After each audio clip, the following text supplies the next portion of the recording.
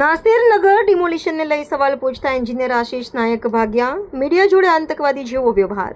નાસિરનગર demolition મામલે સવાલ પૂછવા જતાં એન્જિનિયર આશીષ નાયકે જવાબ આપવાનું ટાળ્યું હોવાના આક્ષેપો સામે આવ્યા છે. ઘટનાનો વિડીયો ચર્ચામાં આવ્યો છે, જેમાં મીડિયા દ્વારા પૂછાયેલા પ્રશ્નો દરમિયાન તેઓ સ્થળ પરથી નીકળી જતા જોવા મળ્યા હોવાનું કહેવાઈ રહ્યું છે. આ ઘટનાને લઈને પારદર્શિતા અને જવાબદારી અંગે નવા સવાલો ઊભા થયા છે. રિપોર્ટર નૈતિક રેશમવાળા, સુરત. આજે જે મીડિયા મિત્રો પર જે હુમલો થયો એને સખત શબ્દોમાં વખોડીએ છે ને દેશની ચોથી જાગીર કે જે હંમેશા સત્યને બહાર લાવે છે એ મિત્રો સાથે આજે જે મારપીટનો બનાવ બન્યો કે ધક્કામુક્કીનો બનાવ બન્યો નિંદનીય છે. મહાનગરપાલિકાના મ્યુનિસિપલ કમિશનર એમ નાગરાજન અને મહાનગરપાલિકાના મેયર શ્રીમતી માયાબેન માવાણીએ જાહેરમાં માફી માંગી છે મીડિયા મિત્રોની અને એમને સત્યનો સામનો કરવો જોઈએ. નાસિરનગર વસાહતનું જે ડિમોલિશન થયું એ ડિમોલિશન માટે સ્પષ્ટીકરણ આજે 14 દિવસ થવા છતાં પણ કરી નથી શકતા.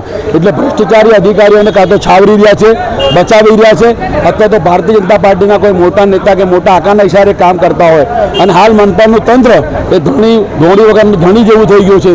એટલે આ મનપા તંત્ર જે પ્રમાણે વહીવટ કરવો છે કે મહાનગરપાલિકાના કમિશનરની પાસે પણ પૂરતી માહિતી હોતી નથી, તે જાણી જોઈને માહિતી છુપાવતા હોય એવું મને સ્પષ્ટપણે દર્શાવી એના હોવાથી દર્શાવતા હોય તો આ સુરત મહાનગરપાલિકાના તંત્ર માટે પણ ખૂબ શરમનાક છે. અને આપણે એક જ અપીલ કરીએ કે તાત્કાલિક અસરથી મહાનગરપાલિકાના કમિશનર અને મેયરશ્રીએ માફી માંગવી જોઈએ.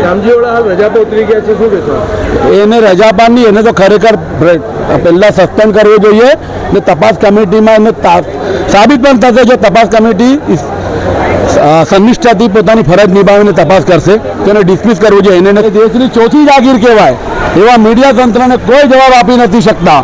કમિશનરશ્રી પણ કોઈ જવાબ આપી નથી શકતા.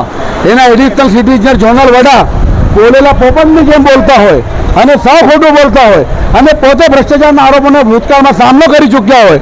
આજે મારા મિત્રો પર મીડિયા મિત્રો પર જે માર્શલો હુમલો કર્યો છે એને સખત શબ્દોમાં વખોડું છું. અને આ મીડિયા મિત્રો પર આવી કોર્પોરેશનના કોઈ પણ અધિકારી કે માર્શલની લુખ્ખાગીરી, ગુંડાગીરી કોઈ પણ સંજોગોમાં ચલવી લેવામાં આવશે નહીં. મહાનગરપાલિકાના કમિશનરશ્રીને હું અપીલ કરું છું કે તાત્કાલિક અસરથી મીડિયા મિત્રોની જાહેરમાં માફી માંગવી જોઈએ. એમની સાથે જે ગેરવર્તન થયું છે, દુર્વ્યવહાર થયો છે, એમની ઉપર જે હિંસક હુમલો કરવામાં આવ્યો છે એ બદલ મહાનગરપાલિકાના મ્યુનિસિપલ કમિશનર અને સુરત મહાનગરપાલિકાના મેયર શ્રીમતી માયાબેન માવાણી જાહેરમાં માફી માંગવી જોઈએ. મીડિયા મિત્રો બિલકુલ માર્શલોને અત્યારે આ લુખ્ખાગીરી કે એમને ટપોરીગીરી માટે રાખ્યા હોય એ પ્રસ્તાવિત એટલા માટે થઈ રહ્યું છે કે મનપા તંત્ર 15 દિવસથી આજે 14મો દિવસ થઈ ગયો એની છબી કાઢાઈ રહી છે. તેમ છતાં એ લોકોનું પેટનું પાણી હલતું નથી. કમિશનરશ્રી પોતે સ્પષ્ટ જવાબ આપી શકતા નથી કે કોઈ સત્યનો સામનો કરી શકતા નથી અને એક જૂઠને છાવરવા માટે રોજે રોજ નવા જૂઠ બોલી રહ્યા છે. એક તરફ એમના જ અધિકારીઓ કહે છે કે અમે લોકો ડિમોલિશન કરવા નથી ગયા, અમારે કોઈ લેવા દેવા નથી. પોલીસ જાણે ને અમને પૂછો કોણે ડિમોલિશન કર્યું. પોલીસ કહે છે કે આ લોકો અમારી પાસે બંદોબસ્ત માંગ્યો હતો. એક તરફ આજે એડિશનલ સિટી ઇજનેર કહે છે કે આ ડિમોલિશન અમે કર્યું છે. અરે ડિમોલિશન કર્યું છે તો કાયદેસર કર્યું કે ગેરકાયદેસર એક સ્પષ્ટીકરણ કરો. કમિશનર જાબ આપે કે મને ખબર નથી. એટલે આ સુરત મહાનગરપાલિકાનું તંત્ર દોઢ વગરના ધોણી જેવું ચાલી રહ્યું છે. મીડિયા કર્મીની ઉપર હુમલો કોઈ પણ સંજોગોમાં ચલવી નહીં લેવાય. સુરતના મહાનગરપાલિકાના મ્યુનિસિપલ કમિશનર એમ નાગરાજન અને સુરત મહાનગરપાલિકાના મેયર માયાબેન માવાણીએ જાહેરમાં માફી માંગવી જોઈએ મીડિયા મિત્રોને. જે ભૂતિયા ડિમોલેશનની વાત ચાલી રહી છે, આજે 13 દિવસ પૂરા થયા, 14મો દિવસ હતો. જે અનુસંધાને સમિતિની મિટિંગ ચાલી રહી હતી તે દરમિયાન મીડિયા કવરેજ માટે આવ્યું હતું અને કમિશનર દ્વારા બાઇટની જાહેરાત કરવામાં હતી કે ઇન્ટરવ્યુ સાહેબ આપે છે. તે માટે ઇન્ટરવ્યુ માટે આપણે ગયા હતા મીડિયા કર્મીઓ. ત્યાં ઘર્ષણ થયું. ઘર્ષણનો માત્ર કહેવાનું એટલું જ હતું કે કમિશનર સાહેબને કે ડિમોલેશન કર્યું તો કોણે કર્યું. આ વાતની મીડિયા બાઇટ લેવા આવી હતી. તે દરમિયાન માર્શલો દ્વારા હિંસક હુમલો મીડિયા દ્વારા કરવામાં આવ્યો છે, મીડિયા ઉપર કરવામાં આવ્યો છે.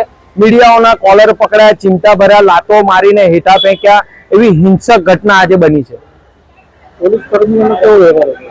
પોલીસ ક્યાંથી આવી, કઈ રીતના આવી, પોલીસ હતી, પોલીસે પણ લાઠીચાર્જ કર્યો એવું જાણવા મળ્યું છે પાછળથી.